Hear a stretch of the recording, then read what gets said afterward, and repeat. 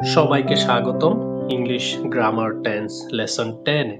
আজকে আমরা আলোচনা করব ফিউচার ইনডেফিনিট টেন্স অর্থাৎ সাধারণ ভবিষ্যৎকাল নিয়ে। চলুন প্রথমেই আমরা সংজ্ঞা নিয়ে আলোচনা করি।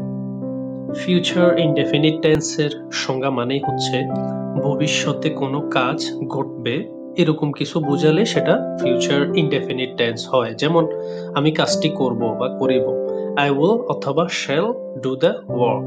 চলুন আমরা এর স্ট্রাকচার এবং আরো কিছু এক্সাম্পল দেখে নিই। ফিউচার ইনডেফিনিট টেন্সের স্ট্রাকচার হচ্ছে সাবজেক্ট প্লাস shall অথবা will plus verb plus object. নিচে একটা এক্সাম্পল দেওয়া আছে, দেখুন, আমি বিদ্যালয়ে যাব।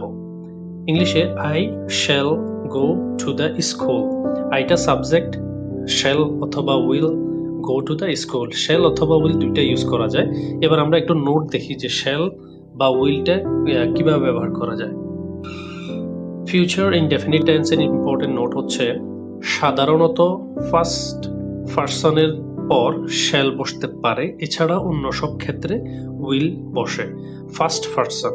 চলুন আমরা আরো কিছু এক্সাম্পল দিয়ে আমরা এটা আরো একটু ক্লিয়ার হয়ে নিই।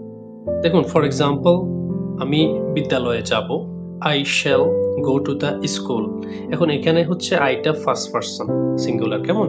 এখানে shall ব্যবহার করবেন, আবার এখানে আপনি চাইলে will ব্যবহার করতে পারেন, সমস্যা নেই। কিন্তু shall এর ক্ষেত্রে shallটা শুধুমাত্র ফার্স্ট পারসনের ক্ষেত্রে ব্যবহার করা যায়, ঠিক আছে?